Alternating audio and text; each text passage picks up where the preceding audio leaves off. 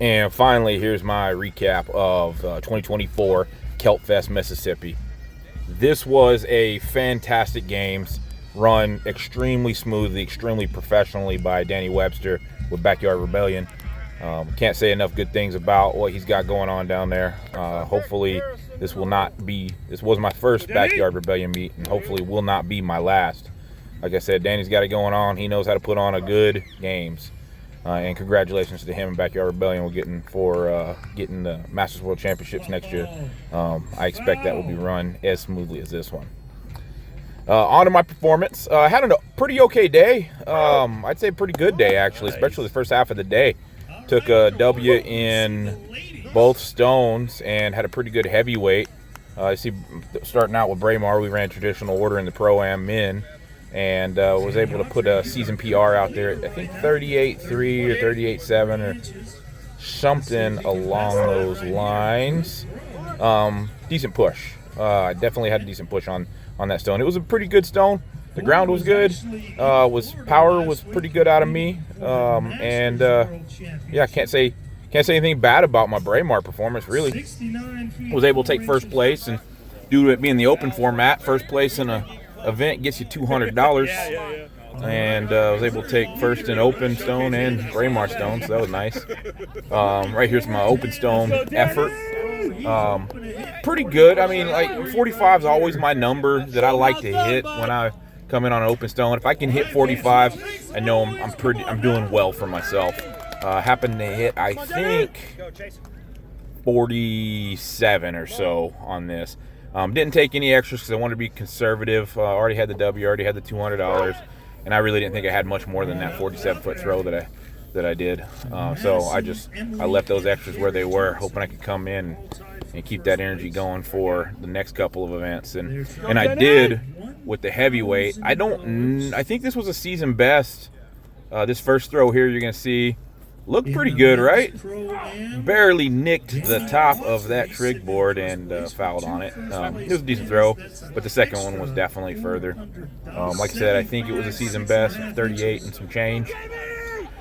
High 38s, I believe it was, and was enough of an effort to get me second place. For those who don't know, I was thrown in a class with Eric Frazier, Justin Blatnick, Jacob Langworthy, Randy Conrad. Nice. Man, I'm gonna forget the rest of the names. So, but the pro guys, even though Eric is not currently a pro, I mean he's right there back on it where he definitely is throwing pro numbers. Eric Frazier, former world record holder in the heavyweight for distance at 49.10, I think is his best throw. Was great to throw in a class with him. Solid dude. Loved throwing with him. Can't wait till the next time. He was able to beat me off for first place in the heavyweight. He threw over 40 feet, I think, in all of his throws. I just couldn't get that connection on that very last throw. I was hoping to get a little bit more speed on the implement, but it didn't come together. I would have really had to pull one out to get moved from second to first on that one. But overall, like I said, pretty happy with that throw. And then lightweight is kind of where one of the events, looking back at things that should have gone better for me and it didn't, which cost me an overall drop in placing. And a couple of the AM guys actually popped out in front of me, or at least one of them did. Ended up taking fourth in lightweight with only like a 71-foot throw. I was having trouble connecting with getting real fast on it. Can't explain what it was. Maybe it being a little bit thinner handle than I'm used to could have been affecting me a little bit. But at any rate, I 71, and then I think my last throw was 69.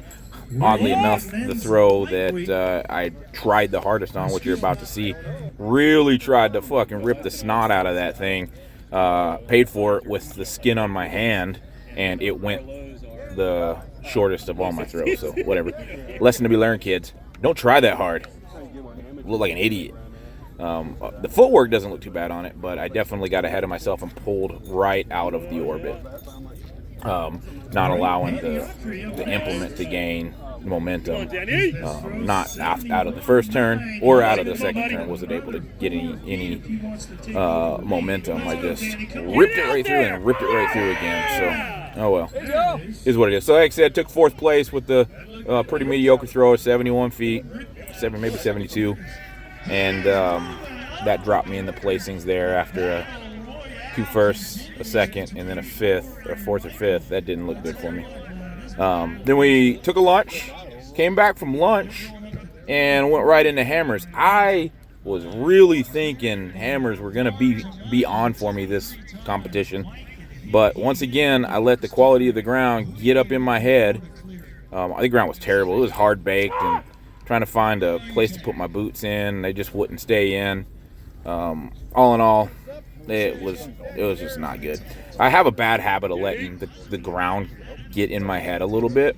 If I'm not getting, that beautiful anchor that I get when I'm practicing, I tend to not get as much separation between the ball and my hips. I don't get a bunch of movement on my hips. And excuses, right? Everybody's got to throw on the same turf as I do, and they were finding a way to get it done. But ended up with so-so throws. Heavy hammer, I threw 95. Light hammer, I threw 112, 113. Put me in fourth on both of those hammers. Again, that's another big drop in points. Justin was able to get in at third. Jacob Langworthy won the hammers, kind of where I expected him to be. And actually, I think Justin was in second.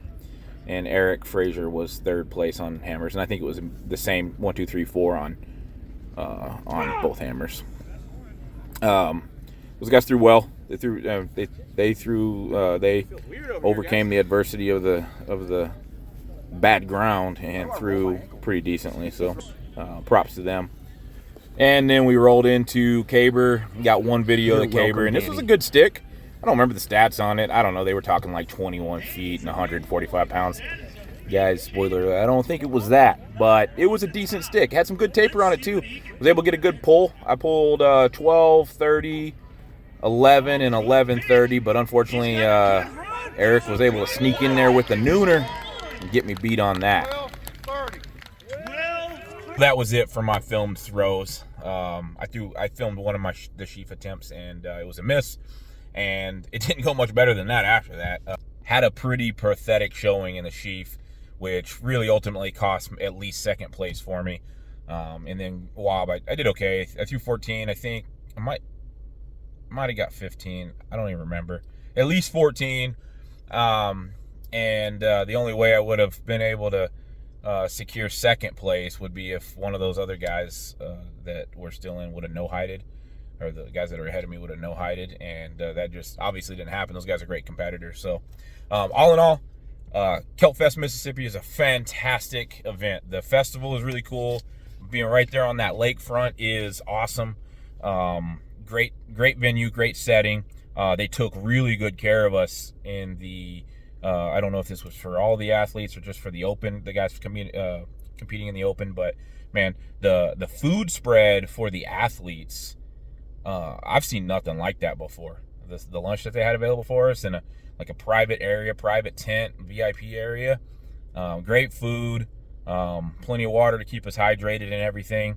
Awesome. And like I said, the thing ran like clockwork. We were disciplined in event to event. We had very strict timelines that everybody was aware of. I say strict timelines, and I don't mean short between each event. Danny was very clear. He'll give us plenty of time to warm up, but we were very concise with our rest breaks in between events, and we were very particular about starting on time, and it paid off at the end. Started the games at like 10 a.m., which is pretty late for hunting games in my experience, and we were done, wrapped up. Checks delivered by 5 p.m. So it was, that's a pretty good day. Hope y'all like following me along on this 2024 season. That is my final event of the year, and I'm going to have a short little off season now. I'll be making an announcement about what my next games is here soon. So hopefully y'all continue to follow me along, follow me through the short little off season that I do have. Been awesome having y'all watch and input, and just kind of meeting you, some of you that are watching me on the YouTube, and then seeing you at the games it's cool. It's unreal to me. This is a really cool sport, and I know y'all appreciate it, and again, thanks for watching. If you got any questions, shoot me a message, put something in the comments. We'll try to cover it, and we'll just keep chugging along on this thing. So, all right, guys, until the next time, peace.